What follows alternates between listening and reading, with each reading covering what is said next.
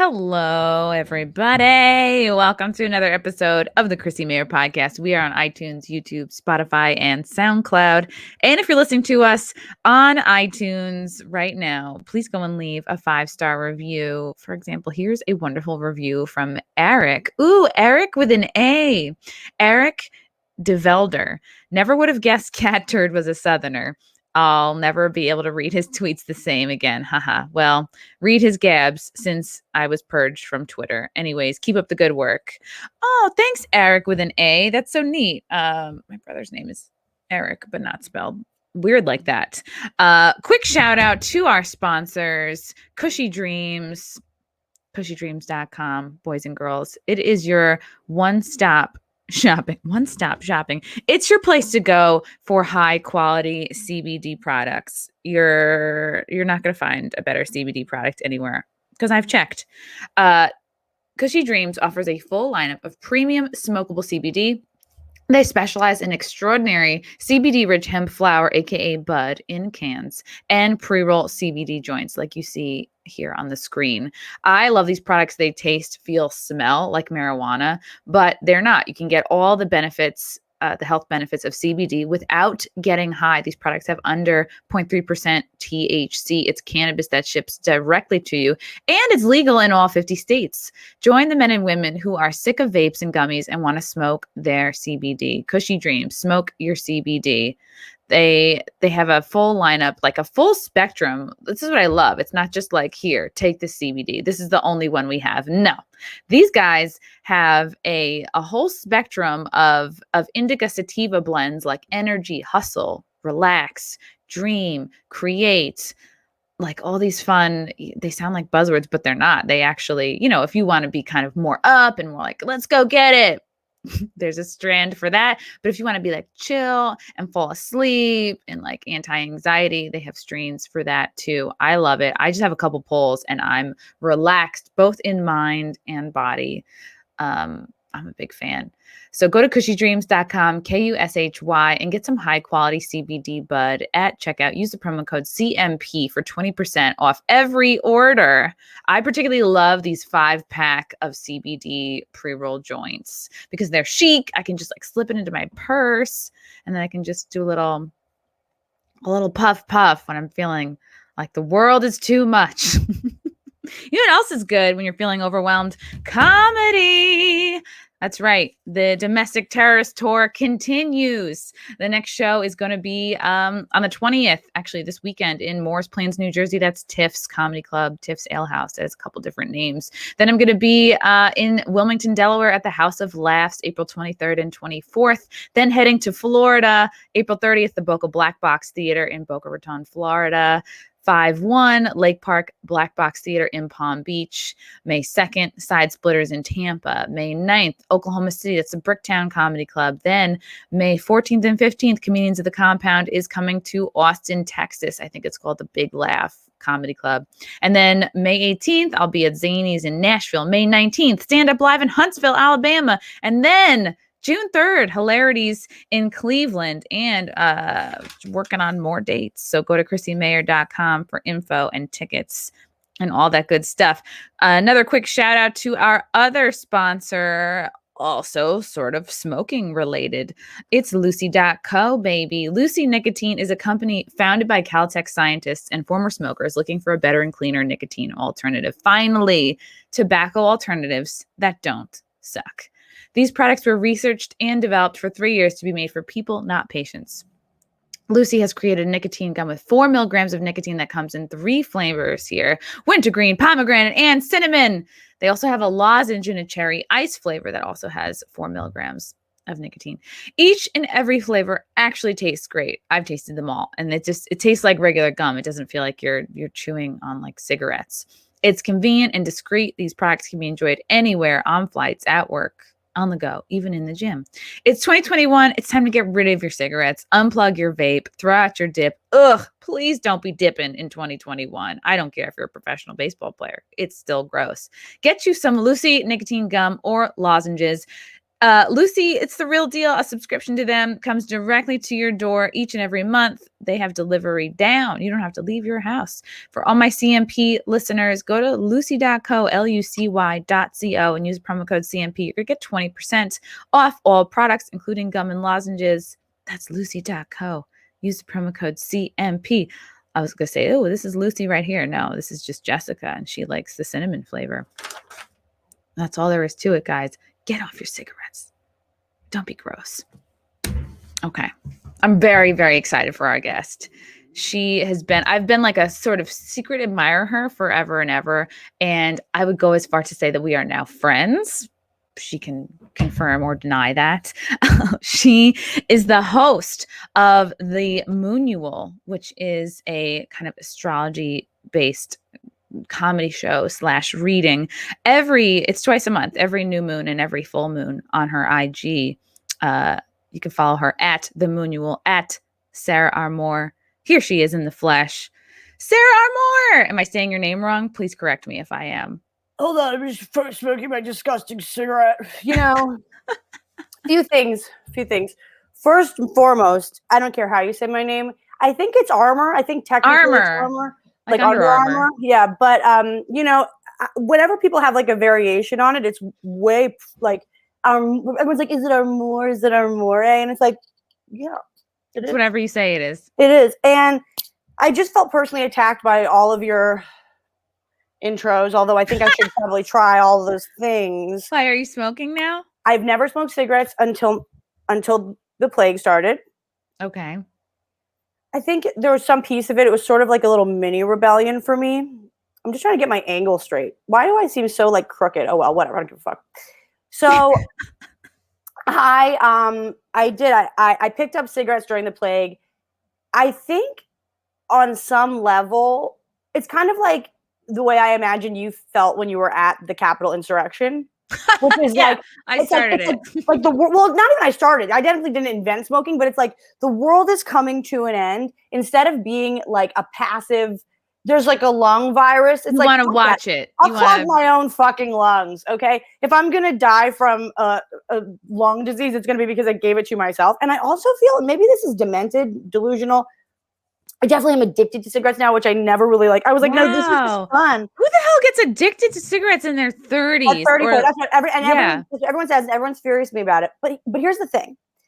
I don't think I'm going to be addicted long term because, like, I get on and off whatever all the time. You got to be a little bit of an addict to be a comedian because we have to know the ups and downs of the human experience. So part of this is just like, I'm a method actor, okay?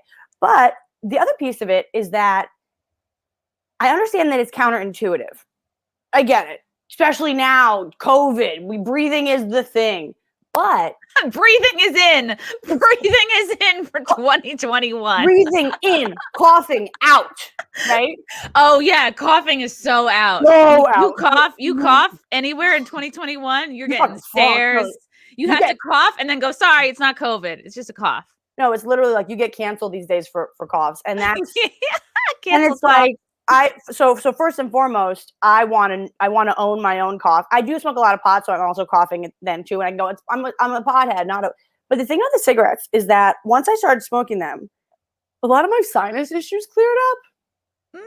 And sabotage or psychic. Now in New Jersey, smokers get the vaccine first. I'm not necessarily sure like how I feel about the vaccine or if I'm getting it. Don't get it. Do not get it. I'm not sure I will, but I just want to say that I love that it's like on a psychic level, like, oh, now I can cut the fucking line because of this habit. You've done something. There's something about this choice that is divinely guided. I know it sounds like really hard to explain. You've given yourself a pre-existing condition. You've also, and look at George Burns. He smoked till he was, 90 plus. There's so many examples of people, but I don't know that these are folks that start in their 30s. But like, I also believe whatever, God has a plan, Allah, whatever, the universe, whatever you call it, they have a plan for your birth and your death. Of course, that doesn't mean race head first into bad decisions, but I think well, I feel that way completely. For me, it's astrology. Like, you can look at an astrology chart and you can go like, all right, like I can, you can't really, I mean, I guess there are some people that could look at a chart and be like, this is when I'm gonna die. But in general, it's like, no, I'm here on a big mission. I have a long life ahead of me. Nothing from this earth is going to kill me. I'll tell you that. I have work to do, and I got to finish the work. And what I will say is that it's except maybe like a bullet. That might.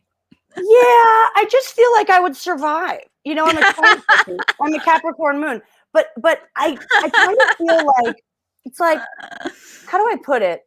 Like, well, okay, on a basic level, it's the only way you can get away with not wearing masks walking down the street too and not feeling guilty about it. Girl, I'm always sipping something really slow or eating a snack real slow. I've just given up. I'll wear a mask is like maybe on a plane. I'll put my mask on in 1 second.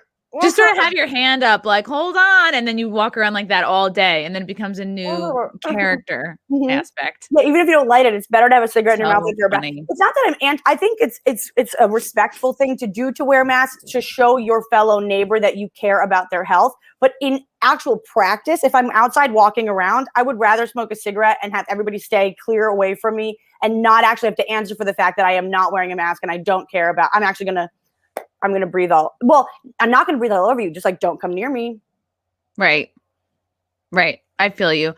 It's interesting because I know the public has very much been given the idea that mask wearing is some sort of a polite move. Like you look at the propaganda all over New York City. It's like, wear a mask for someone else. Like, you know, and it's really, it's kind of an amazing lesson in the power of propaganda, because like we've also been shown evidence that the masks don't work, that the germs are way smaller than the holes even in double masks create. But like, that's the thing. I think I don't like the idea that you need to put your health in somebody else's hands, that like somebody else being polite or not polite determines whether you live or die. It's like, I think the focus should be back on the individual. Like, hey, if I am a germaphobe, I'm going to stay inside. Or like, if I'm taking my vitamins and working out or doing what I need to do, like, yeah, you should be able to go live, work, buy in society.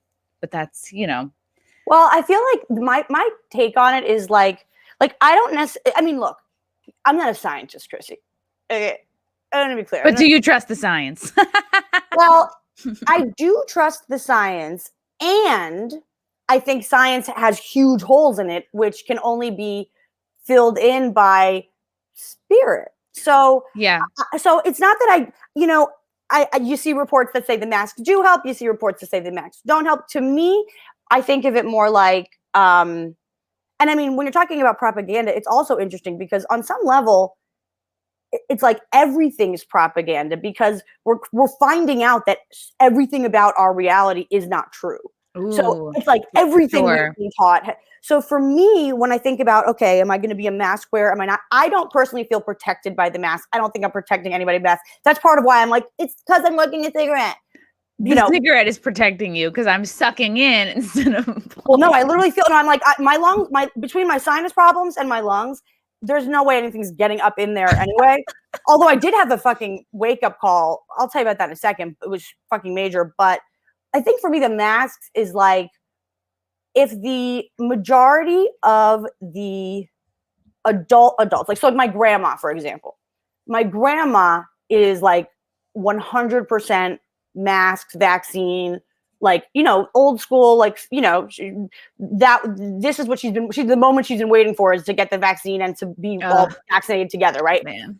So when I think about my grandmother, and she'll come home and she'll tell me when she gets home about how scared she was on the bus because someone wasn't wearing a mask, or how scared she was. Well, I don't even know if it's sad as much as it's like, because I can't even take that on. Everything's sad, right? I'm a Cancer. It's all sad. To me, it's like, okay, if there are things that I can do that don't actually look, honestly, I'm getting hit on more than ever with my mask on. No one ever liked me for the bottom part of my face. You know what I mean? I'm walking around like this. Yeah, maybe you go to the Middle East and then that would be your whole look. I mean, you mean go back, right? But it's like, I feel like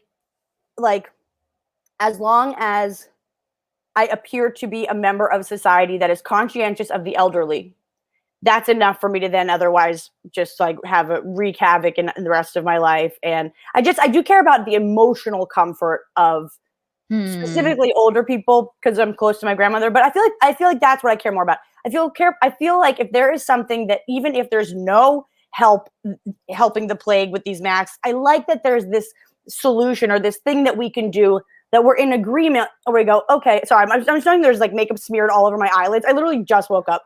But I like that I like this idea that like, it's almost like as a group. Yeah, like just like I mean, it's like even if it's bullshit, if it's a way to go like, okay, I do care about my neighbor. I'm like, have me down for caring about my neighbor, and versus just putting everybody at risk, even though that's actually what I'm doing. I want to be on the record for no, she had her mask. It was by her chin because she was smoking a cigarette. But my mask is so funny. The one I've been wearing, one of my clients sent it to me, and it's like it says like I'm single. It says like I'm single and I'm single and I love books. And it's like, I have like 2 boyfriends and I haven't read since the 6th grade. It's like, I don't really know.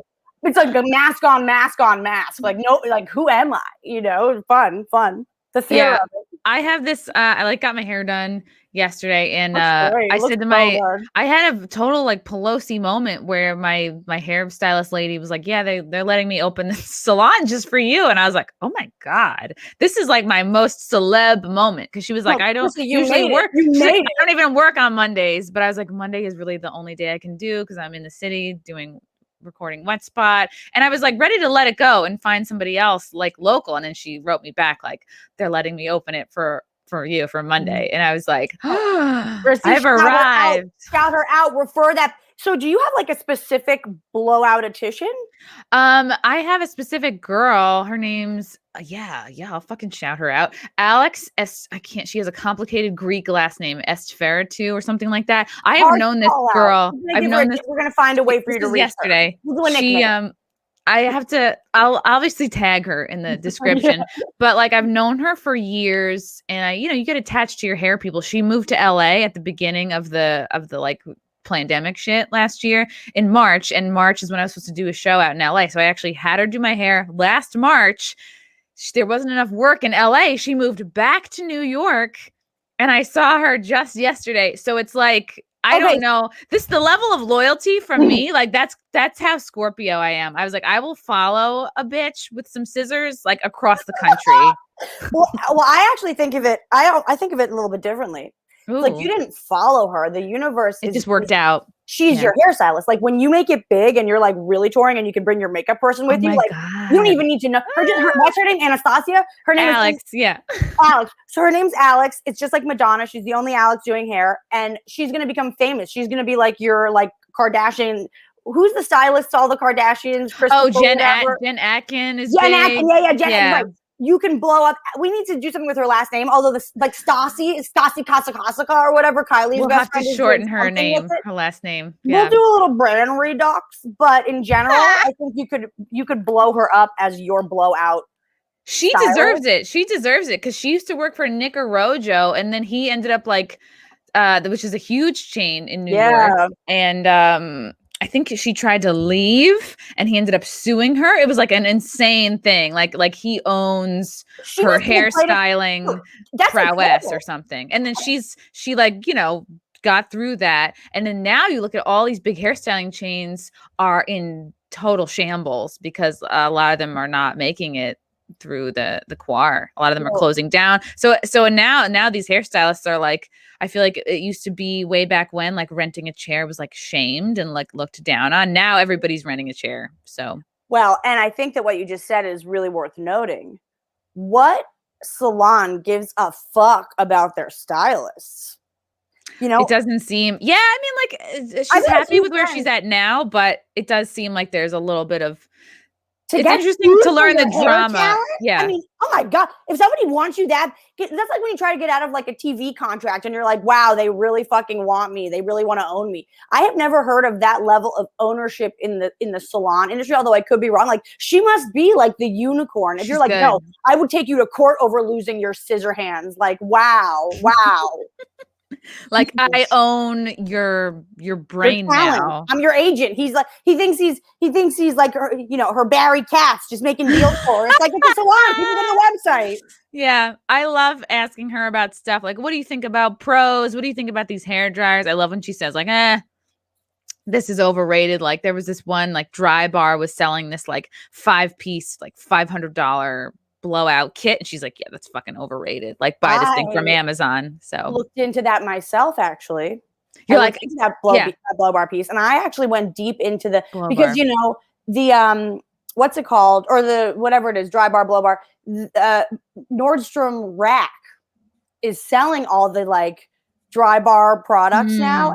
And so I saw them. I thought, should I? Yeah. Do I deserve this? Sometimes you get tricked into like spending a lot on something because you're like, I deserve this. Like you somehow think it's an investment in you. And sometimes it is, like with, I think, skincare. Yeah, skincare for sure. For sure.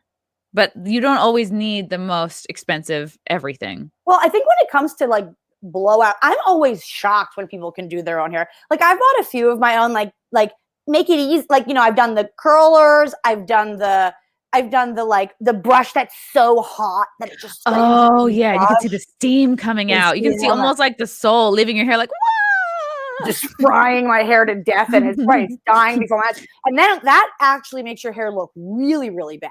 But it's like such a bummer because you can only find out the hard way. It's like you can't like, because no salon actually would ever have that product. So I've bought all the tchotchke products that have been like, no. Whenever I've tried to do like a blowout of my hair, I mean, the fact that anybody can do that, you should get a prize. You should be professional. Go work for whatever his name is. What's the company? he needs stylists. He's desperate. He does. Yeah, they are desperate. A Rojo. Oh my God, a Rojo. Honestly, he's not just color these days. They're doing cuts, they're doing color, they're doing styling, and they got no one in there since their queen left. Okay. And so please, there's a need in the market. But it's like when I blow dried my own hair, like I know people when I it's like maybe you'll get like a few front pieces going. The minute you turn your head, is a disaster. How do you even with the back of your own head? How? If anybody is watching and actually blow dries their hair at home using a big, I will never get it looking this good again until I go back to her. No, you will wear your hair. That will be your Jessica Rabbit look for the next 3 weeks. You better get some dry shampoo. I will try so hard to maintain this. I will be like, don't touch my head for the next 2 weeks. I mean, I'm guessing this will make it another, I don't know. If it makes it to next Monday, I'll be so shocked. Like a week, I think that's pushing it. But I'm gonna dry shampoo. I'm gonna, I think let's put it out to the universe. Sweat. God, universe, whoever's listening, please, Allah, please make sure that Chrissie's hair lasts as long as it can. It looks fucking fabulous. And what I will say is sometimes when you get a blowout, okay, because like I do ride it out as long as possible. Like it'll be like day 9, and like my ponytail. When I take the ponytail out, it's still up in the ponytail. Yeah, and then it hurts when you take your hair out of the ponytail. You're like, why does my head and hair hurt right now? Okay. Secret confession. Never said the same before. It's the right kind of pain. Ooh, okay. Sarah likes a little bit of pain. There's something about the hair follicles crying to be washed. But it's like it feels so good. There's something about it that's like so like maybe it's the cigarettes too, which is like fuck. I decide and like it hurts. Okay, well why don't you? I'm so not present to my scalp. It's not a part of me that I'm really conscious of. So all of a sudden, when I'm conscious of these pieces of my scalp, that when I move a tiny strand of hair, it actually hurts. I think, okay, it's like I worked out almost. You're like I'm alive, right? Yeah, right. I'm so much more present to my humanity and my scalp in the back of my head, which I think nothing about. And so I think the other thing I will say is on that like day 8, day 9, it's so greasy that you the roots are like, oh no, you could like rub paper on it, you know what I mean? But and it would look like a cheeseburger wrapper. Well, that's what if that's the look you're going for. Absolutely, I've never gone for those. That's one of those that can be done with a dirty head. But no, what I was thinking is like you can do kind of that like My Cousin Vinny, like Marissa Tomei, like messy, like when you have like middle school when it would be like you'd work so hard on making a bun that looked like you just threw it up. And really, you were like, it was half your day. No, you have like 10 clips in the back, making it look like there's no clips, right? Yeah. When your hair's really greasy, or when my hair is really greasy, I can kind of be like, and then there's like a few pieces, like a tendril, and then this, yeah. And you can style it because and you don't even need that many clips because it's so greasy that it actually just kind of goes where it's like the way in Something About Mary just picks up, the whole head is like that. So you can kind of really the style jizz yourself. bangs. Yeah. Yeah, the whole head is a jizz bang. Which I like. Sarah, how did you get into being into astrology? Because you're someone who can talk about anything. Like we just talked about hair and it was fun. I know you'd think comedy would have been a faster trajectory, but only because it's whatever. It's all fine. And I don't need a subject. But how did I get into astrology? I mean, the short answer, Chrissy, is stalking boys. Why doesn't anyone like me? Here's the reason. They're a Virgo. Well, God forbid I ever asked why doesn't he like me. The question actually was always more like first of all, what's wrong with him? Not like why does he like me? It's like, oh, he's a Virgo, meaning he's God. We're so opposites. I'm always what's wrong with me, and you're like, what's wrong with him? So the only thing wrong with me is that I'm smoking cigarettes and my skin looks like I'm 90 and I'm getting worse looking every single day. The cigarettes is so weird because I literally find myself now going, okay, what do I care more? What do you care more about, Sarah? Do you care more about smoking cigarettes or being attractive? And it's like, all you have to do is get a couple of sweats in a week, drink hot water with lemon, and coconut water. That for me is like a good little skin rejuve. I gotta I recently just got back into water. So great. Yeah. It's underrated water. It's hard to. I mean, I had been, it wasn't actively anti-water, but it was something that I really wasn't. I was like, I was substituting seltzer thinking that was enough. But then my girlfriend, Diana, she comes to the Moonual and she has these new water bottles that are crystal infused. Wait, I can't see it. I have seen these on Instagram and I'm like, man, look at this grift, but I really want one. No. Chrissy, I have to get one. No, you have to get one, and I'll send you a link. She's like she's a Moonual person. So there's always like special deals. So expensive? Is it like $50? It's like, well, she does like, it's like $50, but like she did a deal like a few weeks ago where it's $30, and so I got two, and then I broke one at the Helium Comedy Club. But then the thing about it was so great though. I broke it. So I had this one, and then I had another one that had a ton of rose quartz on the bottom, sort of like a masculine and feminine. Like I got like one for whatever mood I was in, and it broke. But then something miraculous happened, which is that, first of all, hilarious moment when all the comics thought I was picking up glass off the floor. They're like, Sarah, stop. It's not that big of a deal. You're so drunk. And I was like, trust me. They're like, you're going to cut your hand. I'm like, it's crystals, not glass, fucking assholes. So I picked up this mound of crystals and then I dispersed them throughout everybody in the club. And I was like, this happened for a reason. You all needed these crystals. The crystals wanted to come out for you, and so I gifted all these crystals to people, and I even have a bowl left myself. It's a fucking great product. It comes with like a mandala game's worth of crystals, and then people, Peggy O'Leary for one, Anthony DeVito, and then all these other comics that I had never met before, and people that were in the audience are sending me pictures of because I gave them all instructions. I said, no, you put this in the window. This is what you do with the crystal. They're sending me pictures of crystals in the window and stuff. And I said, oh my God. What a fabulous product. Even if you break it because you're blackout drunk after a comedy show that you do one time, 1 year, you re-gift it. It's not like when you break a bowl and you're like, well, another glass bites the dust. It's like, no, this had a purpose. It wanted to break. These crystals have a life of their own. And like, I got to set them free. I've heard that about crystals. Like if I had a crystal bracelet that like broke and this could be bullshit, but who knows? Like, I don't know. Like that when something breaks, it means like it's kind of fulfilled its purpose. But does that just mean that the elastic is too weak?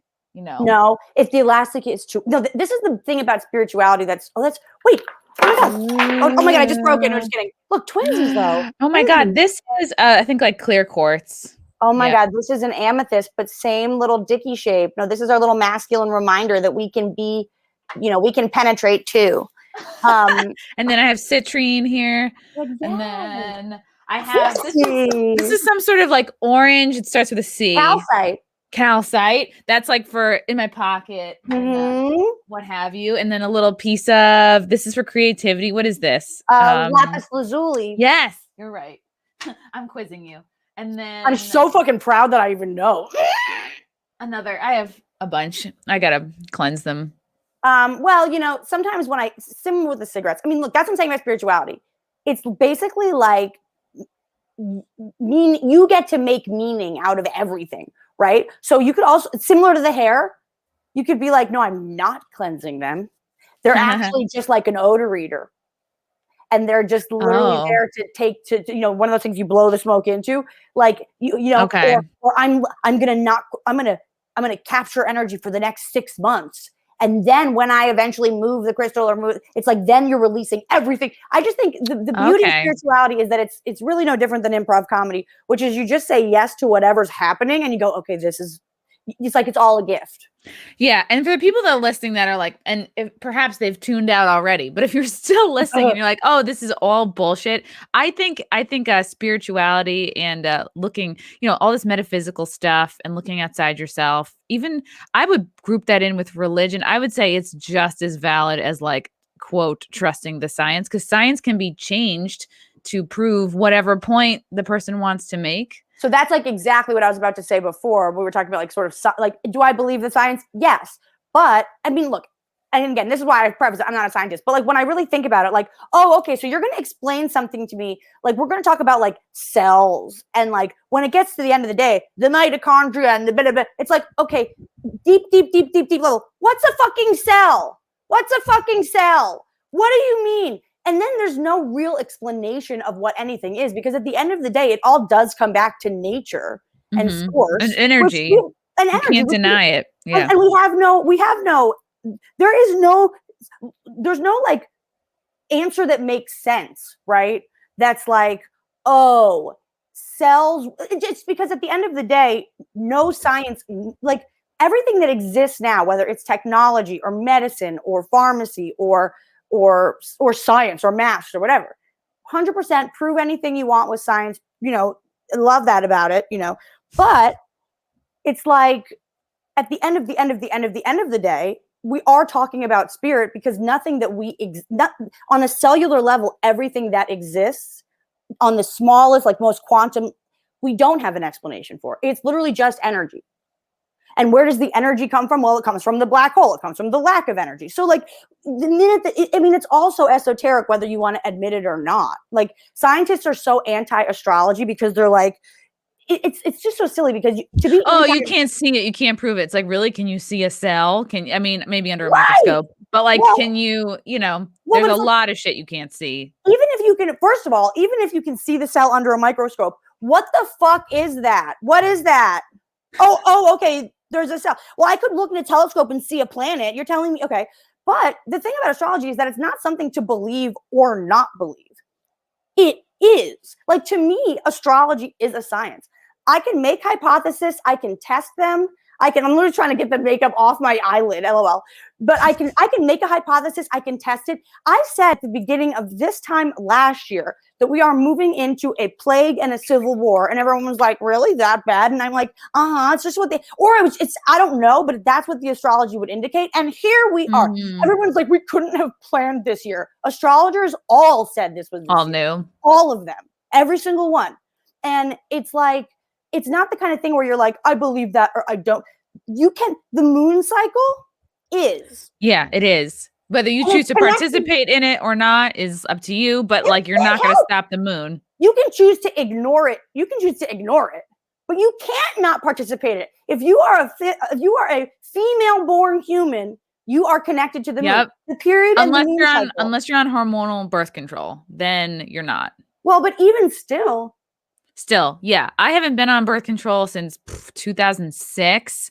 And like, ever since I got off birth control, like I've never been more regular. Like I legit line up with the full moon. It's like, it's pretty wild. You're a red witch. I'm a red witch. Obviously, red witch. I mean, it's honestly inside and out. That's beautiful. But it's like, even if you think about it in terms of, like, so I had a conversation with someone. I have a few clients that are transgendered, and we were talking about the divine feminine. And I insulted one of them at one of the Moonuals because I was talking about. I went on one of my like hardcore rants. I was talking about how insulting people. Oh man, I really don't like. I know that's part of why I like. Of course, it's when it's accidental. Like then you can explain. I mean, no, Chrissy, it's funny. My comedy career, Randy always used to be like, you need to like really be meaner on stage, because he's like, that's when you're really the funniest. But there's a part of me that just on a deep level, I am a community leader. I am class president. I'm here to make people, I'm a coach. I'm a strength finder. So like, it's hard for me to want people to feel bad because so much, my gifts go farther if I make people feel good. Right. But I feel like even, so we got this whole thing, because I was basically on this like rant about how women are the best, or not even the best, but it's like that, like if you are a woman, like part of the disconnect between the divine masculine and the divine feminine is there's this lack of acknowledgement, or a lack of, unless you get, what I was saying is, unless you are someone who has ever gotten their period, you don't understand, because we whether we're on birth control or not, we feel the moon cycle is the menstrual cycle. But what I ended up saying too is just like, okay, so my client's offended. She's like, well, I'm a woman, but I do feel like I have a woman experience. I said, okay, fine, but you get hormone shots twice a month that put you onto this schedule. If you're on regulated birth control, you're still taking pills in relationship to what the moon cycle is. It's a 28-day cycle. Right. It just is. It's like what you are without medical help is what you are. Right. From a biological standpoint, like mentally, of course, whatever. That's 100. We all understand. Everyone understands that, you know. But it's like, if you don't understand it, men have a real issue with, I think, non-linear thinking. As like, I'm generalizing, not all men, and even our own inner masculine. Okay, the male paradigm, I think, has an issue with non-linear thinking, whereas women, and natural born women, especially, just because they have their periods, it's not even that we know, it's our reality that we are on a cycle. Our moods change no matter what every 2 days with the moon, because we are embodying, she's literally our ruler, and the moon controls the water. And until recently, I was all soda and it still worked, you know. But now that now I'm drinking water, I'm aligned as fuck. Water is so fucking great. Get into it if you're not. But it's like, I think that like the non-linear, chaotic, ever-changing experience of the divine feminine is so deeply misunderstood. Like chaos is feminine, right? With the yin and yang and order and logic in the classical form is a masculine trait. And like kind of what we're saying, it's on some level, yes, if we're talking about just this 3D reality from a moment-to-moment perspective, there is logical thinking available. But I think that is such a to me, logic is like the least helpful. I am so not. This chick. I have no place. I literally have no place for logic in my life. If you're logical, you can see yourself out. I'm not interested in logic because everything that we've been taught is bullshit. So if you're having logical thoughts about how to make sense of things, then all you're doing is staying in the shit and working with the shit piles. You don't know that you're on shit. You think it's a beach. Surprise! It's actually you're actually working with hard shit poop. That analogy went down. I don't want to be known for that. Cut that. I'm not making a shit analogy. But it's like, do you know what I mean? Like, if you think that you're playing with sand and you're going, I'm playing with sand, and how we do it is you play with sandcastles, we make sandcastles, and then you find out that the sand is actually like, I'm just trying to think of what a good analogy for sand. Folks that live entirely in the logical are cutting themselves off from their power, from so many other so much more information this world can give you. Because if you're being logical as a personality, or if you're being logical, if you're sticking by your logic, then what that means is you buy in and you believe that what you see is all there is. The divine feminine and the chaos, we go through this breath of experience every month, whether we like it or fucking not, whether we're on birth control or not. And even if you're a woman and you're getting hormone shots, you're now getting it. You now get it. When you get those hormones, you go, oh my God, all of a sudden the flower made me cry, or whatever. Or I'm in a fight with the barista. And it's like, I think that the beauty of the chaos of the divine feminine is that it's the most fertile ground for discovery. So it's in the lack of I think believing in the things we can't see is so much more powerful than trusting that everything we see is what is. because there's no growth available there.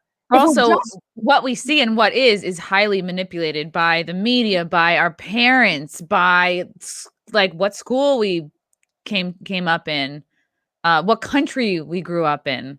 Right. Like truth is so subjective that even if you're someone that's operating thinking that you are the truth bearer and you are the scientist or you are the logical, rational, linear thinker, first of all, fuck you. You got us here. Okay. And you're not conflating logic with common sense, right? Like common sense will always steer you, I think, in a good direction. Well, but common sense isn't about logic as much as it's about intuition. Using your gut, right? Yeah. What you feel is right, which brings you back to your feelings. Right. 100%. Like common sense. When you say use your common sense, it doesn't mean like, let me tell you something. I have tons of common sense. I don't do math. And I have tons of common sense, but like I walk around the streets at 4 a.m. and I give the homeless people cigarettes. That's part of why I started smoking too, because I like to do night walks to connect with the homeless. Yeah, specifically. Well, some of them are hot. Some of them are hot. Also, yeah, it's nice to be like good with a couple homeless people. They have your back. I have to. Every neighborhood, I always have the homeless on my side, and I do feel I'm working on their behalf every day, all day. I am. Good for you. I can't get them to notice me. Yeah. Oh, Chrissy. Honestly, they're just intimidated. Okay. I need to get on their level. I've been wearing a onesie all winter. I'm fat. My skin is like literally flaking off of me. I've been drinking soda. They think I'm one of them. Sarah, what do you attribute your like astrological research to? Like, did you find yourself, buying up a bunch of books? Like I think I go back and forth. I love just like having books. I'm on a big book kick right now. Like, in fact, everything you see behind me, like a lot of these I haven't read yet, but like they're here, they're all there waiting. It's so good to have them. Honestly, you can use a set out of that. That's fabulous. Do you find yourself like, is it mostly like online research for you? Or like, how do you? So the way I got into it, so I was always into it in terms of like, my first breakup was the beginning. Dave Witt broke up with me junior year of high school, and I made it my job to study everything I could to get him back and be the person that he would need me to be to love him. I'm like, oh, okay, he's an Aquarius. I'm gonna girls do that at some point. So that's where it all began. To change ourselves. Yeah, we do. We think we have to change ourselves, or at least we need to play that part when we're in front of that guy, especially in high school. You can go home, but when I'm with you, I love football. I love Max Payne, So it started with that, my first big breakup. Then I kind of didn't think about it, and I got into, I became a coach pretty early. I got really, even in college before I got certified as a coach, I got super into like law of attraction work. There was a book by Shakti Gawain, Creative Visualization, changed my life.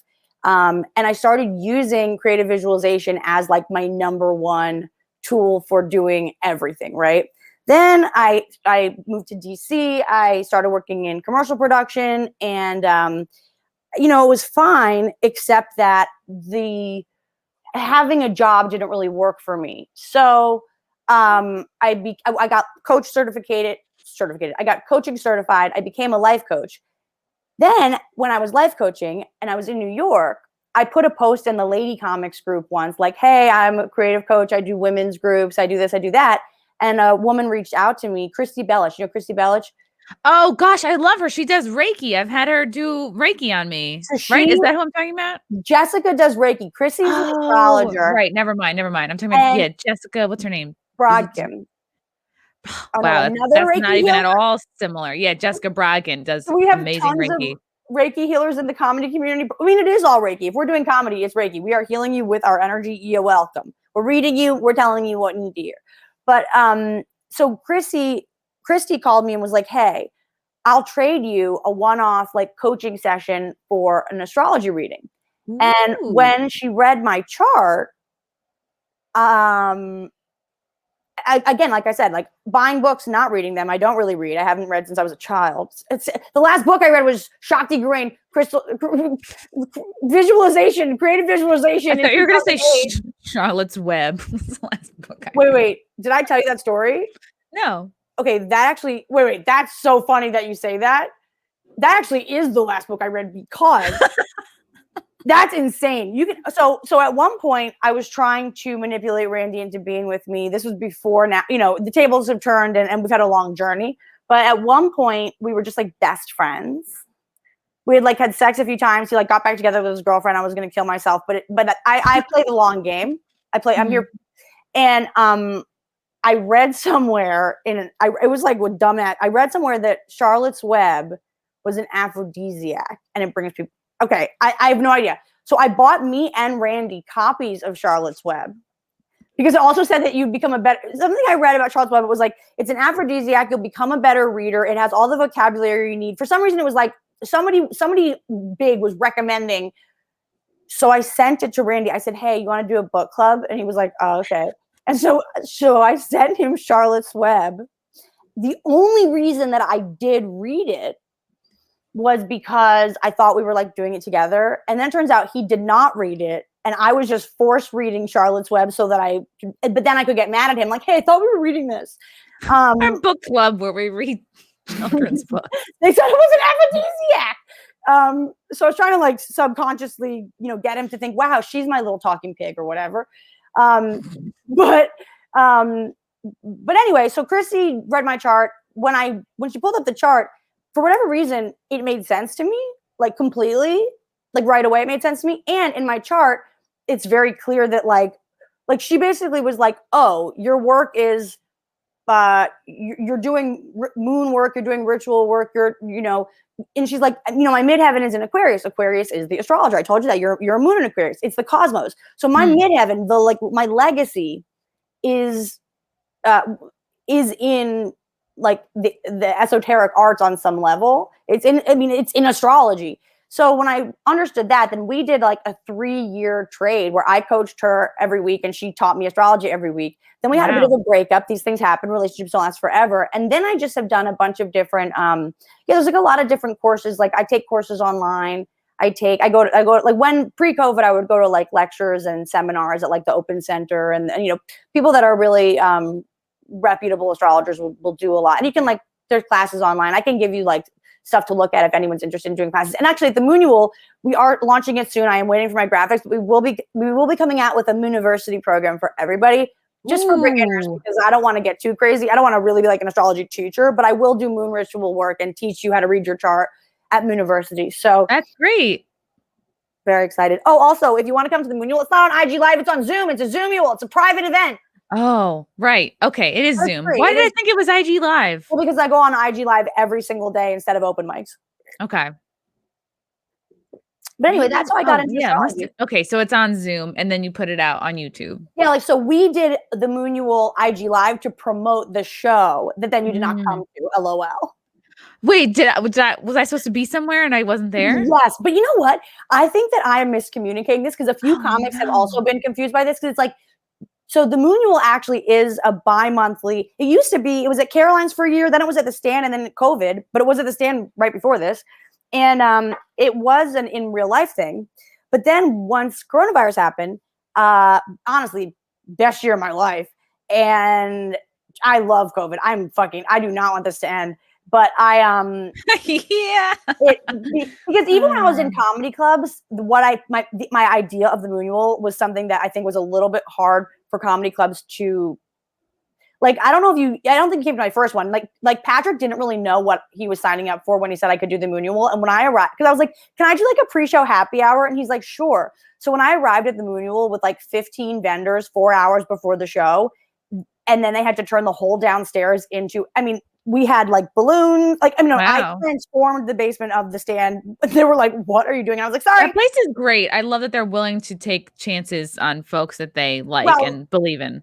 To be fair, they had a talk with me afterwards. They're like, you cannot have the downstairs of the club for 8 hours again. Like that's like 8 hours. No, that's what I'm saying, Chrissy. Like, so when it turned into a Zoom show, because it's more like a festival, but on Zoom it's really fun. So we use the IG Live to like promote the people that'll be on the show or just do readings. Oh my God. I'm so sorry. I missed something. Because I'm normally like on point. It's in my calendar. So I'm so sorry if do the next one? When is it? The 28th? I think so. Let me check my thing. You can do it anytime, or you can do the Scorpio one. It'll be coming up soon. They're so fun. And honestly, I'll send you the links so you can see what they're like. They're not, you don't understand. I know it sounds crazy. No one wants to do Zooms. It is the best house party on Zoom right now. I think I can do it. People are staying. Technically, the program is like 2 hours. You know, it's a regular show. These Zooms, I started having to do segmented recordings of it because I have all of these like 8-hour, like 6 to 8 hour Zoom files now that I can't work with. I can't even download them. People are not wanting to leave. If you stay late, you'll get your own private readings. It's so fucking fun. And it's kind of must be exhausted. No, it like gives me life. I mean, I also like, you know, I don't do that much. Right. Otherwise. Explain what the Moonual is to people who have no clue. So the name Moonual stems from the word moon and a combination of ritual and manual.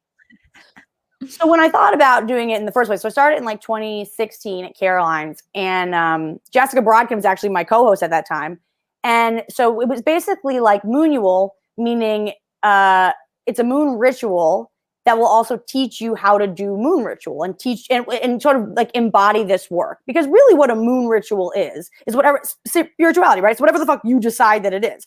But if on a very basic level, you can practice noticing the new moon and noticing the full moon and really understanding that it's the only predictable government we have. I mean, it's actually the most, to me, it is safer as an authority than any authority that I've ever met in my human waking life. Because it is, I believe that. As chaotic and emotional as the moon and the feminine is, it is on that motherfucking cycle. You can track it. And the more that you get to understand the moon cycle, it's like getting a cheat sheet into the energy of the collective. So when you know where the moon is on a particular day, you can kind of go, So, okay, maybe you can't get that Aquarius man to call you back, but you certainly can ride when you know the moon is in Aquarius, you kind of can know what to do with yourself, how people are going to be related to each other, where it is in your chart.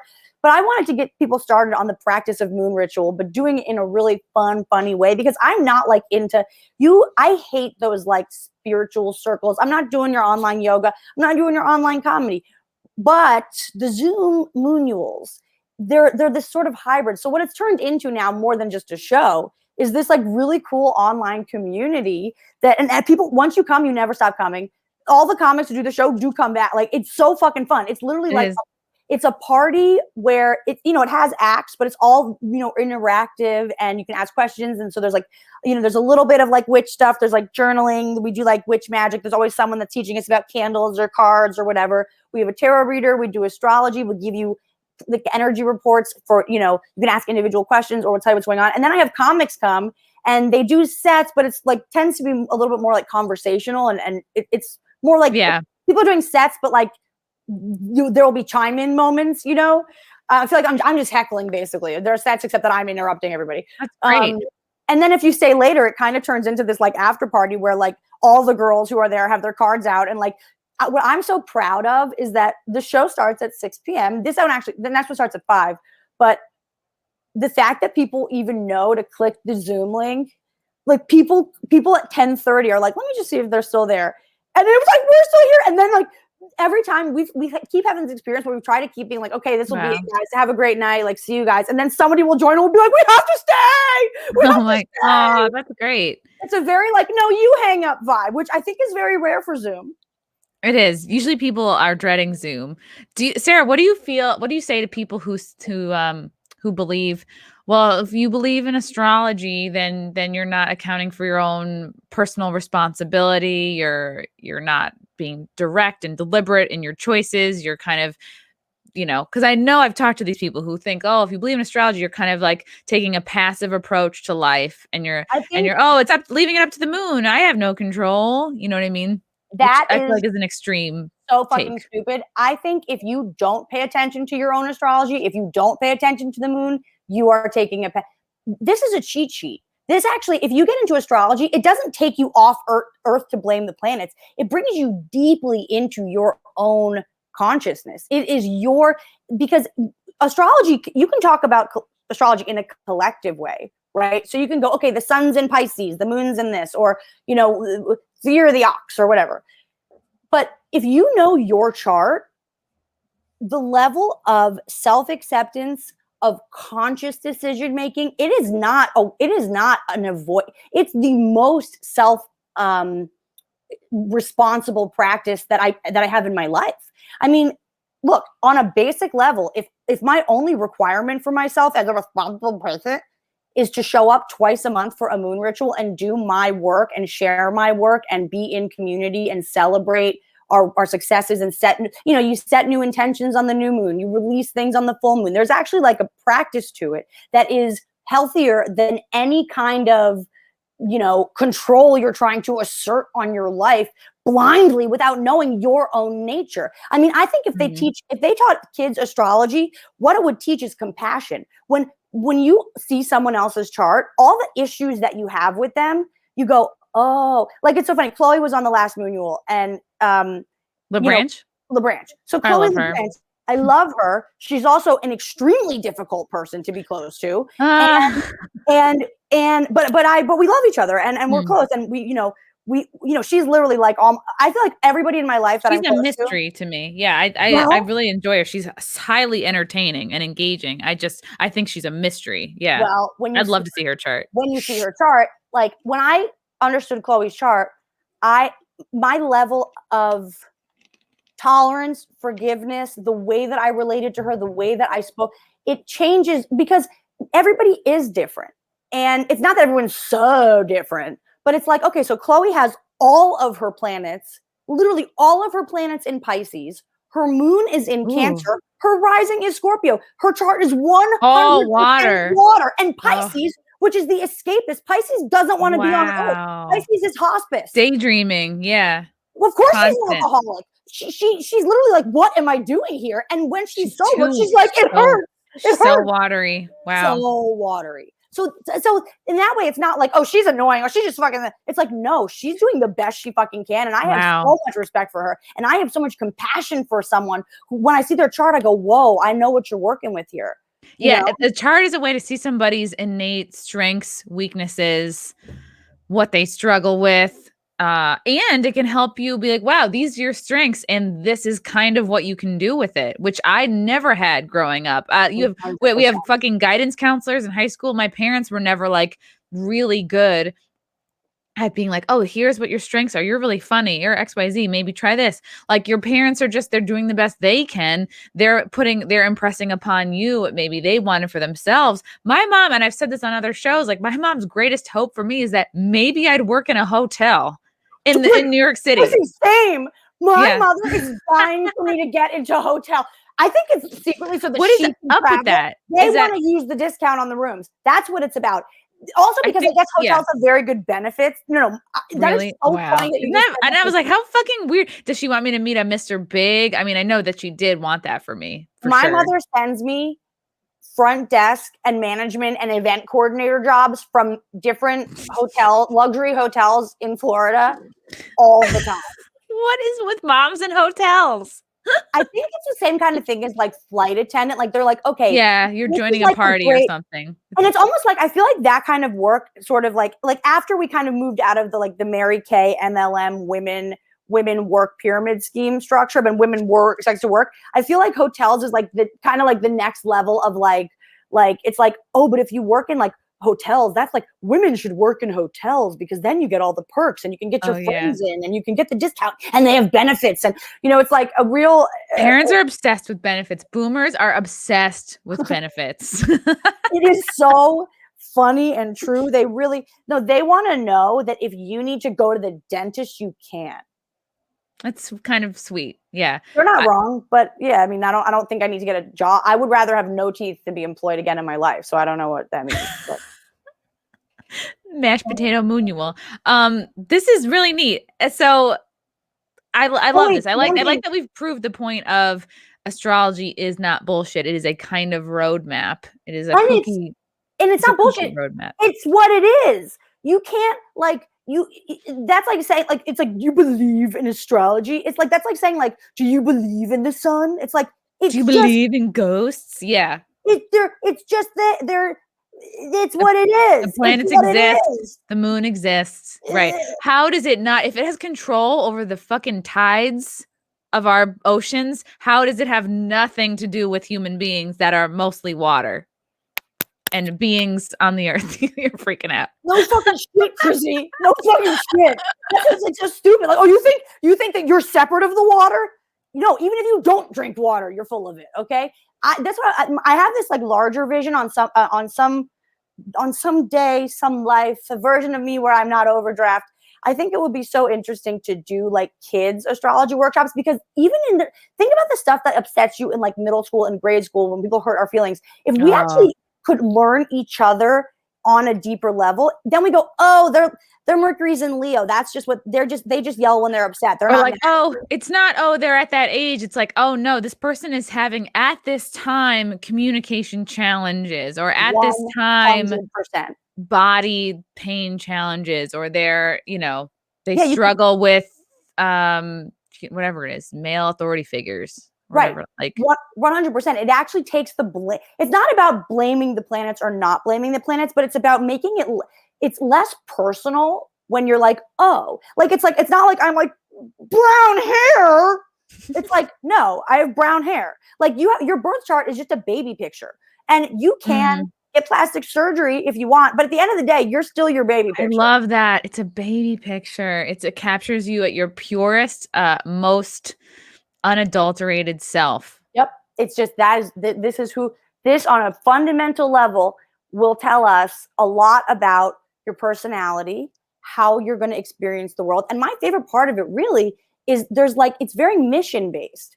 And I think that what's happening now, I think the point of all of this, look, whether it is propaganda or not propaganda, masks, coronavirus, whatever, what this really is about is the pain of the deep disconnect that we all feel from. I think it's a total divine masculine, divine feminine. It's like a meta version of it, which is that there are these different sides that can't seem to, they're so threatened by each other, like government control and free will. Right, yeah, right. And there is a huge lack of trust that exists now in society. And it's because we have this patriarchal, masculine, Christian system that has really, that's why, oh, you're logical? Okay, well, all the information that you are using to be logical is absolute abusive, toxic, masculine garbage. And we are not comfortable with actually evolving into a more loving society. Like, there's so many, everybody is so scared, and everybody has this lack of trust in actually our community and actually each other, that what I think we're finding is, as everything continues to like break down, fall apart, more and more chaos, more and more. I loved the insurrection. I want to be clear. I'm not pro-insurrection necessarily. I'm not a Trump supporter in that way, although I do think he and I have a lot in common. But you're pro like breaking down of government. Fucking capital. I'm pro we the people. I'm pro we the people, and I'm not pro violence, and I'm not necessarily pro. I know a lot of them are listening. I'm not necessarily pro. I mean, if you zoom in to the people that were really into that, it looks like you're literally looking at a psych ward. I mean, the people, they all look like mentally handicapped in such a real way. Also, the people that are involved with the false flag part of it are kind of mentally ill. Like the person, the people that are going to sign up to be part of a false flag, it's like, okay, you're probably not very strong-willed if you can be sort of manipulated into doing these things. But I think the chaos of it is an exact reflection of what's really going on. And that storming of the White House, was it inappropriate? Yes. Should they have? I mean, I think it's insane. There was basically a hit put on everyone in government, which is hilarious. I don't think they stormed the White House. I think not the White House. Not the White House. No, not the White House. I think it was just the Capitol building. And it was like, just a few people, percentage wise. But even that is so awesome, because the matrix is melting before our eyes. And I think that what we're able to come into I think what it's going to lead to ultimately is way higher love and way more unity. And because it's like everything's false and everything's fake. And so we are all fighting on all these two different sides of two different things. And it's not even it's not even the thing. It's not even the thing. And it's all coming from fear. And it's all coming from a lack of feeling seen and heard. And it's all coming from a desire to, we actually are all the same. Not in our astro makeup, but we are all the same in terms of on a basic human level. Children of God, like full of potential, not here by accident, meant to live a life of purpose and impact. Living in a world that does not support humans.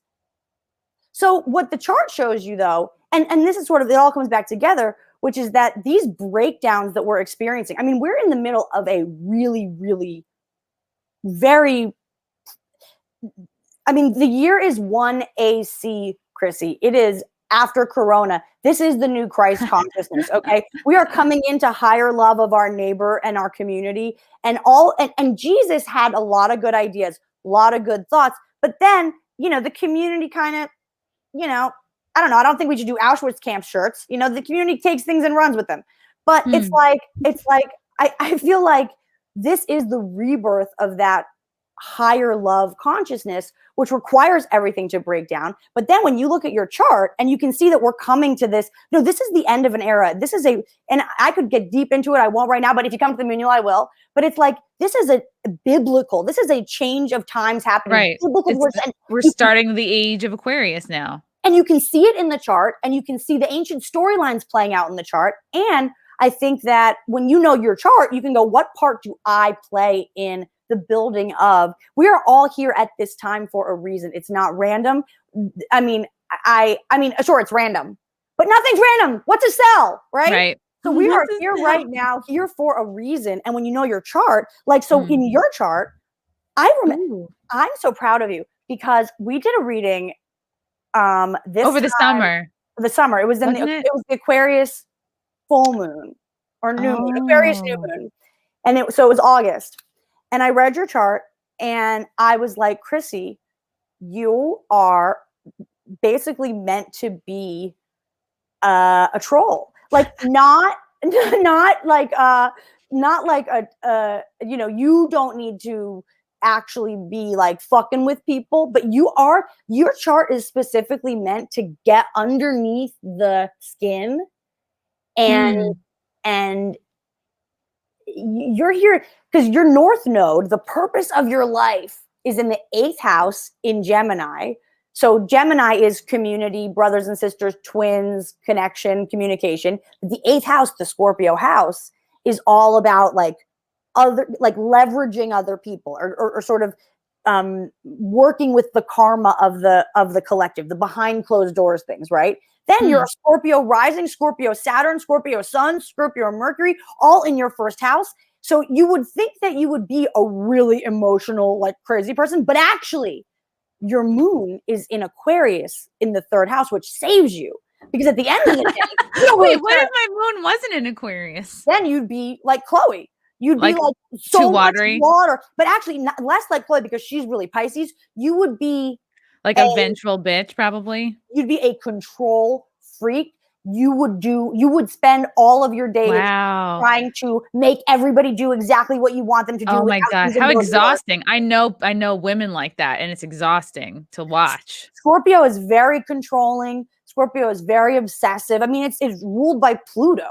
It's like it is the sign of transformation. It's death and rebirth over and over and over and over again. So if you didn't have that Aquarius moon, you might be really, not that there's no bad charts. It wouldn't be bad, but you would not be able to do the work that you do because you would take it so personally. Scorpios but your moon is in Aquarius, and our moons really are our like sort of inner selves. It's like our truest selves. It's really what's going on inside. Moon in Aquarius, you actually don't give a fuck about anything. Like you're really, I love lack of control. I like just like kind of seeing what happens. I like just like seeing how people treat me or seeing how people behave, and then I kind of like steer from there. I am not about controlling people. I think people show you who they are. I think you're here almost as like a researcher, and you can handle going into dark places, because that Aquarius moon allows you to be detached emotionally from all the shit. So it's like, oh, Chrissie's at the Capitol insurrection. Chrissie's doing wet spot. It's porn stuff. And it's like, so it all seems really like vulnerable and like deep and intimate, but actually for you, it's not. Like, so you have this facade of doing all of this really deeply intimate work in the world and with people, and you're not. The deeply intimate work that you do is actually super fucking private and has nothing to do with other people at all. It has to do with your own transformation and you moving through your, like, sort of, you're being reborn over and over and over again. You're rising as Scorpio. So you're here to die in front of us over and over and over again. You know, go that's why I love being canceled so many times. It just doesn't work. It's like, yeah. Right. You love being canceled because you're like, oh, at least someone else is killing you instead of you killing yourself. Moon in Aquarius means you're kind of not, it is actually hard to hurt your feelings. It's hard. You actually don't, even Scorpios in general take everything personally. You are wearing this like Scorpio costume. You're here on a Scorpio mission, which is to expose the underside, expose the real shit. But then that moon in Aquarius, somebody could call you the fucking worst name in the world and you'd be like, okay, right. You don't care. You're kind of like playing with the people, and then your art is broadcasting it in a way that's actually really like, you know, because your Mars is in Virgo, your Venus is in Libra, but they're together and then in the 11th house. That's like broadcast. So you really are going to do this like work that ultimately brings people together, but it's going to be in a Scorpio Aquarian way, which is sort of like shocking to the system, but not your system. Wow, that's really fascinating, because I had this guy on, he does this podcast called The Cosmic Keys, and he read my chart a little bit too, and it's like, it does line up with what you're saying, like the purpose, the North Node being in Gemini, which is communication, which is like podcasting is the most Gemini North Node-y thing 100%. you could do. And like, wow. What's really interesting is, as we speak, the collective North Node. So we all are experiencing North Node in Gemini, and right now the North Node is on your North Node. When is that happening? Talking to me is your purpose, Chrissy. That's so great that we're here. How perfect. No, but it's like, it's literally happening now. It's like, that is in this moment, you are really feeling. So eventually, the nodes move, and it'll move into Taurus by the end of the year. But literally right now, your North Node is at 16 degrees Gemini. The North Node is at 14 degrees Gemini. So for the past like month, maybe like the past 2 months, that's really when you were having a nodal alignment. You were having a nodal return. So what you've been going through, and really the nodes shifted in December of last year. So and actually, when the nodes shifted, there was this huge great conjunction that you can watch the Jim Henson movie from 1982. It explains everything. But the great conjunction happened with all of these Aquarian planets lining up, resetting our whole fucking system. Your moon is there. So from December of last year until literally right now, you were given a huge, not even given, you are able to observe yourself doing your life's work and really living your point. That's why I said to you, I was like, go to all the things. It's not, you don't even have to have, your opinions can change. You're a fucking Aquarius moon. You actually don't have any opinion. You understand every opinion. You understand that people are different, and you're interested in people. So your job is just to interview as many people as possible and hear from. 8th house is like getting stuff out of people's psyches. It's getting there. It's you're penetrating people, but it's Gemini style. So it's in a communal, you're meant to be a talk show. You're meant to be a host. You're meant to be someone who talks to people on an everyday, regular basis. And the last thing I will say, LOL, no chance. But it's like your North Node and South Node, they're opposite forces. So the South Node is like really where you're coming from. It's what you're very attached to. And if you really want to do your life's work, you kind of use it as a springboard to move into that's your karma, that's your dharma, right? What am I attached to? So the Gemini Sagittarius axis is very much about beliefs. So the only thing that is difficult for you about all of this work is that okay, how do I put it? Part of what you're doing in this investigating humans, right? You're like here from outer space being like, I'm just going to see you're like a data collector for space. Okay. So you're doing data collection from the other dimension. And you're like, yeah, I will get in there with people and report back. Right. But because your South Node and it's right on your Jupiter, your South Node is in Sagittarius in the second house. So you have certain belief systems specifically about money and about business that and it's happening in this very moment, you have to let go of. Like you have to change, you have to be able to change your opinion. Not that you need to like change. It's just like that's why like I would play the game of having no strong convictions. Any strong conviction that you feel that you have, I would say, especially while the South Node is still in Sagittarius. Like, so not only are you living your life's purpose, which is like interviewing people and getting into people's psyches and sharing it with us, right? That's what you're here to do. But you also, in order to really do that effectively, you have to let go of all of the old this is a South Node return. So what's going on right now is mirroring what went on when you were a kid. And I would look around the age of like between like 14 and 17, you developed certain strong beliefs about money and your value and your worth and your safety and your security that now you have to be wrong about. Sagittarius nodes don't want to be wrong. They want to know deep down that they know. But I think that you are going to be much more served if you take the position of, I don't know.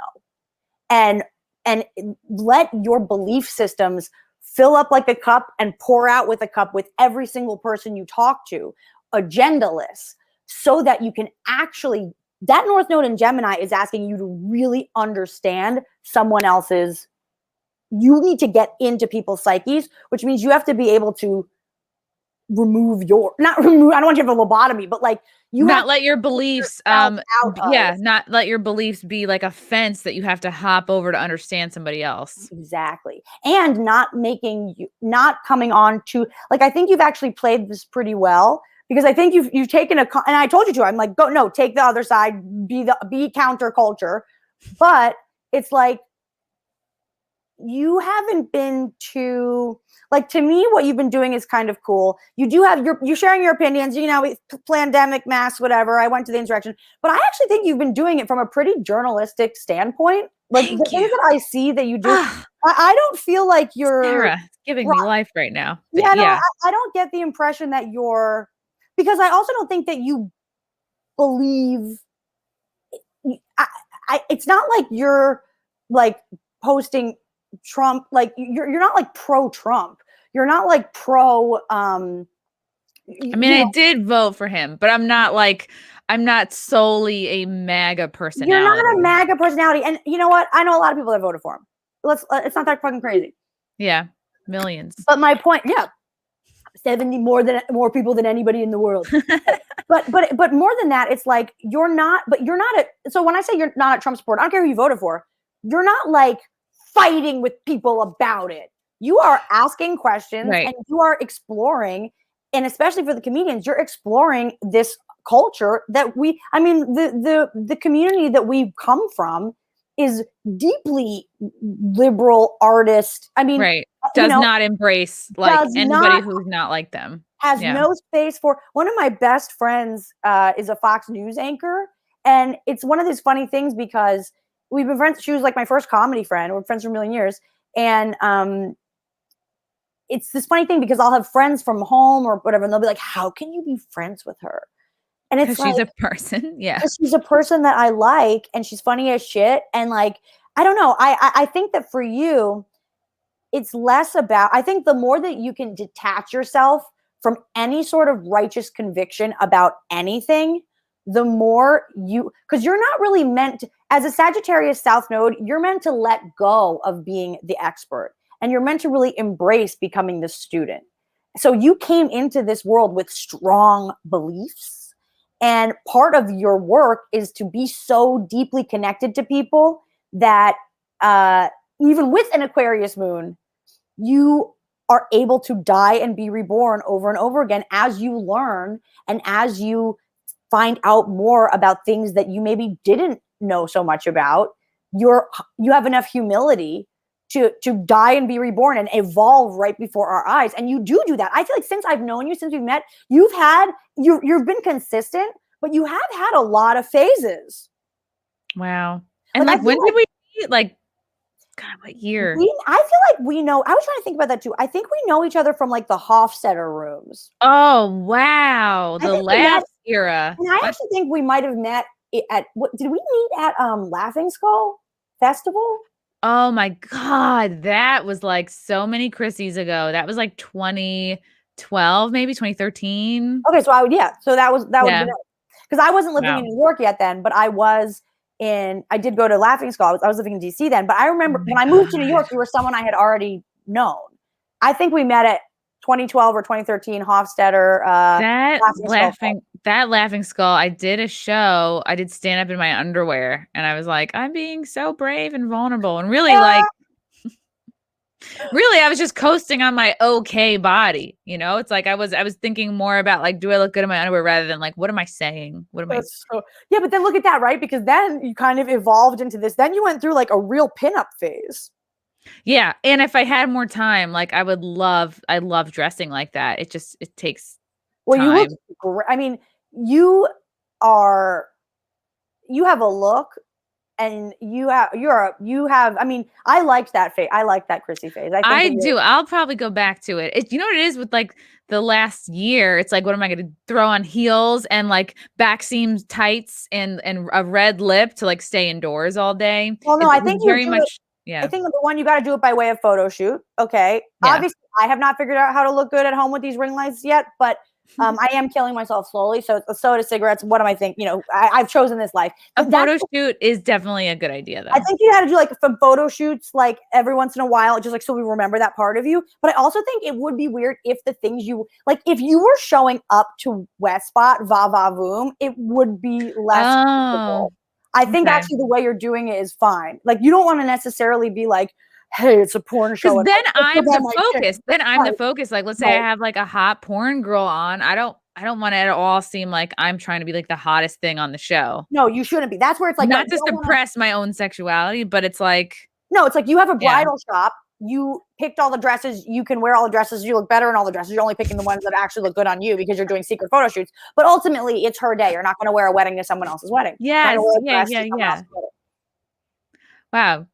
Not a great analogy, but yeah, you know, like I think that's been like growing up and becoming mature. Cause I remember like a previous Chrissy would be like, oh, I have to get all the attention I can because I'm secretly I need the validation and I don't feel good about myself deep down. So it's like, no, I can chill. I'm not wearing any makeup right now, which is unheard of. Like I can do this and nothing. I'm actually wearing pounds of makeup and I just can't look pretty these days. I really, the really fucked up thing I think, and maybe I don't know if you agree or not. I feel like one of the hardest and easiest, one of the best parts about being a funny woman is that ultimately like I don't need to be pretty. It's like, oh, thank God I have comedy because then I'd have to be putting a lot more work into my Instagram, making it a thirst trap. Like I would have to be sexy 24/7. Right. Like if it's like, oh, okay, well now I'm ugly. Okay, well, let me first slap on some makeup. Let me then fucking, have another soda, another cigarette, and then make it my material. It's like, it doesn't fucking matter. And when you're funny, like I don't think, but most of the people I've ever dated have ever been like, by the end they are, but no one's ever like, you're the most beautiful one I've ever seen. Everyone's like, nobody says that. Nobody ever. The guys that I've dated that say that I'm the most beautiful, I think they're lying. Like, oh, I had dated a guy once. He was like, "You're the cutest thing I've ever seen," and I'm like, I know that's not true. Well, that's the thing. It's like when you can just surrender to be like, okay, funny is what I'm leading with either way. The fatter, the funnier. Who fucking cares? It's like now I'm relatable. Oh, my skin is great. I'm accessible. Come to my Moonual. I'm accessible. I'm not above you. I happen to be a funny a funny esoteric oracle of the people here leading the community in greater healing. Okay. But you should think that I'm just some fucking gross fuck up like you. Like, you don't know that. You're actually, not like, gross at all. Cigarettes are disgusting and I am smoking them now, which makes me gross, but I like it. I feel that I'm in a grunge phase. Yeah, why not? You're in a nirvana time for your life. You're kind of in your early 90s phase. Never left. Well, so funny. This shirt, I got this so it has a cap. I thought this was a Capricorn shirt. Mm-hmm. And then I noticed actually it says Slipknot on it. It's like a vintage store shirt. And so number one, I'm in character now because I think that's like a 90s band. Second of all, I think of all shows to wear it on. I feel like if there was ever going to be a Slipknot crowd, it would be the Chrissie Mayr podcast crowd. Oh my God, that's so funny. When I was interning at the Conan O'Brien show, when he was still in New York, Slipknot was the band that was like visiting. And I remember like, this is one of my earliest show business memories is that I was like walking past the studio, like the recording studio. And I remember somebody saying, oh, yeah, the drummer sometimes pisses on the seat. So we've got to make sure it's covered in plastic should that occur. And like the no nonsense professional way in which they were talking about the drummer sometimes pissing on the seat while he performs was like, I like this. Showbiz is fun. I'm so interested though. Under what circumstance would you just sometimes pee on your seat during your work day? I mean, you just have to let it go, I guess, when the urge comes. Maybe it's like a creative, like I'm just letting it all go, literally. Conan, they're doing what? One song? You can't hold it. He has to go to the doctor. No, he's not. Yes, the no nonsense acceptance is refreshing, but that's where logic. If there was a Jewish woman there, she might go. You might want to check that out. If you're, I know. At the end of the day, someone has to clean up another man's pee. Like. Well, maybe that's where on stage. That's where it comes down to, like, oh, what it's really. He doesn't accidentally pee. This is like his secret marking his territory. Is it a dog brained type move there? Is it an alpha thing? I think it's dog brained, and then I also think it's very supremacist. It's like, you clean my pee-pee. Wow, that's really funny. I've never thought to pick that apart. I just was like, oh, showbiz is about someone peeing on the seat and everyone being okay with that. I mean, I want to be clear, that attitude is why I love showbiz. Yeah. I could pee right now and you would accept me. I wouldn't even know. I wouldn't even hear it. But it is one of those things, under what circumstance could I not go to the bathroom before the one song on stage? I mean, it just seems like there's and a lot of men deal with stuff as they get older. My dad had the opposite problem this year. He didn't pee for like 2 days, but he's such a man that he didn't tell me. I didn't know what was going on. He was like white knuckling a prostate issue. And I was like, we have to go to the hospital. He's like, I'm fine. I can't pee. And I'm like, oh my God. So, the men in the pee, I think this was a young man. I think this drummer at the time, this was what, 2005? Yeah. I don't think this was an old man. I don't know if this was he 3? Prostate.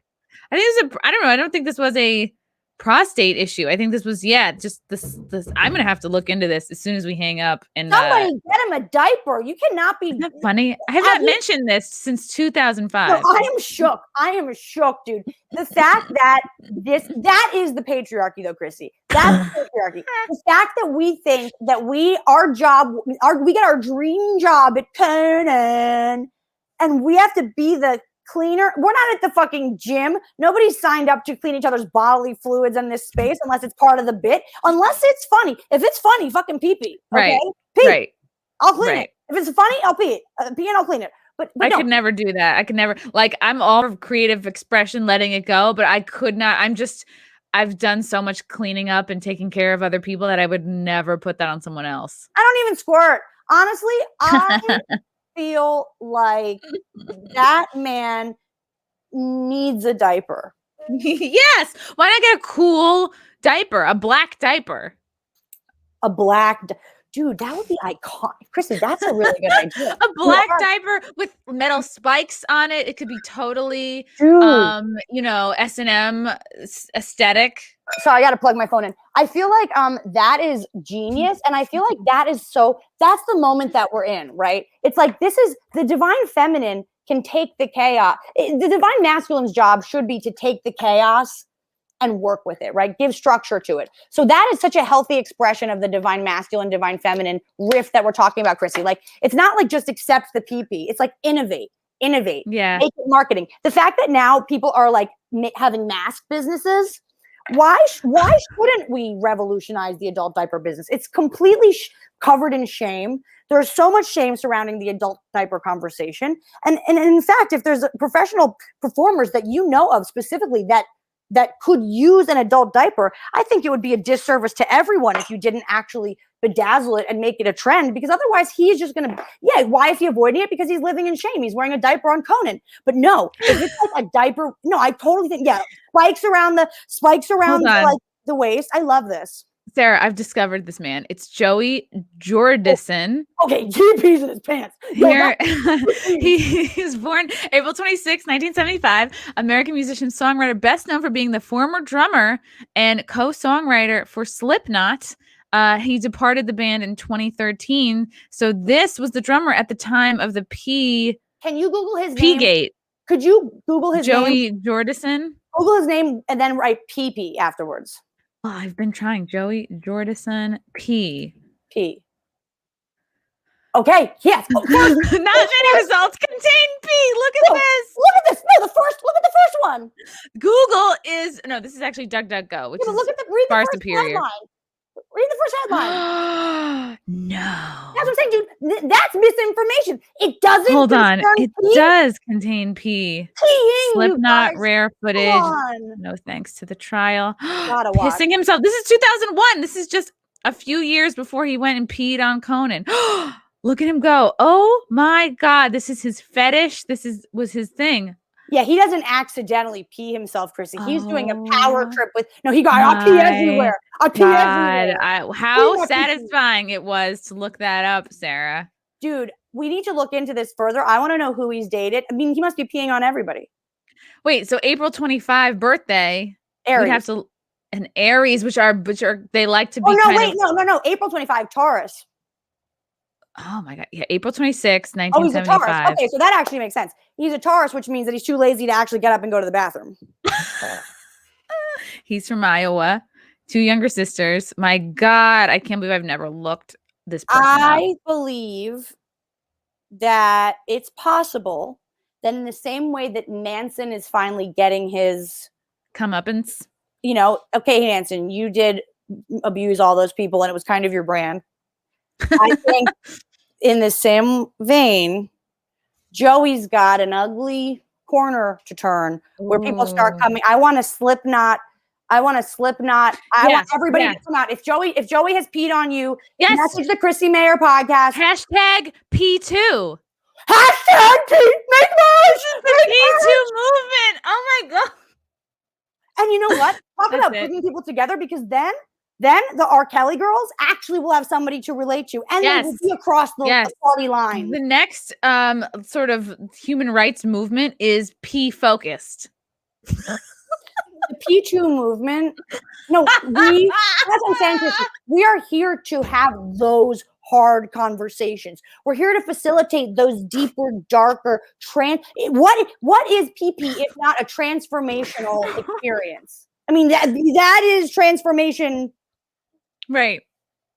This is huge. Right. Because we've dealt with, being like came on. That's old news. I think now we need to open up the dark space of peeing. Well, I feel really bad for that 14-year-old that R. Kelly peed on, because at the moment she's the only one it's like, everybody got raped by weird Harvey's egg dick, or, all the girls, all of Epstein's girls have each other. Right. That poor girl that R. Kelly peed on in the tape. There are no other musicians peeing on women. There's the seat from the Conan O'Brien set circa 2005. That's what they have in common. And she deserves peers. We need to hear from you. Yeah.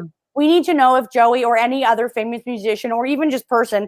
Well, I don't actually care about regular people. I do know that is like a fetish. And if you're just normie and you aren't to pee, maybe that's like a whole episode we could explore. But just for the movement's sake, I want to know what celebrities are using their are abusing their PP privilege as part of their brand. Right, exactly. That's a privilege. Peeing on the ground is a privilege.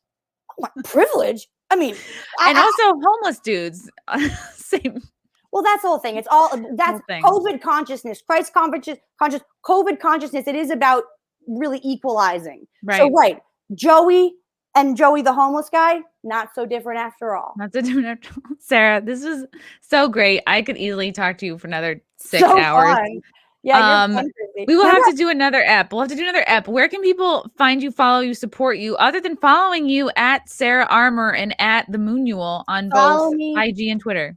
At Sara Armour, at the Moonual. I want to say, Chrissy, that I have the footage, but we did a reading and it was also as long as we did like a 6-hour astrology reading. Do you remember? Over this in August? Yeah. I remember I was on the back porch moths. There was right. And I was like, the moths, it's like my dead mom coming to say hello. No, it was very spiritual. Boy. We are so connected. We are so connected to spirit. What the divine beings for sure. I appreciate your generosity of spirit and this work that you do and your kookiness, and it takes kookiness to be able to like be, you know what I mean? It opens up a layer of creativity. Oh yeah, I mean honestly, I don't buy into anything on this like physical plane, so I'm really you're over it. I don't pay taxes, you know. But good for you. Beyond the Moonual, if you want, I'll send you all the other dates. But you can find me on at Sara Armour at the Moonual, and every month on the new and full moon. You can make a part of your regular ritual. Come to the Moonual. You will get way more than you need, and always great comedians, always great musicians. There's always personal information that you can get about your astrology. You can learn a little bit about witchcraft and what to do for this lunation specifically. And otherwise, it's a free-for-all. We all get blackout drunk by the end, and then we're on Zoom for 8 hours being like, no, you hang up. So definitely come through. Very fun. I love it. Sarah, thank you so much. Thank you for having me. I love you, Chrissy. I'm proud of you, you little fucking troll. Yes, get in there. Get the fuck in there, Chrissy. Bye.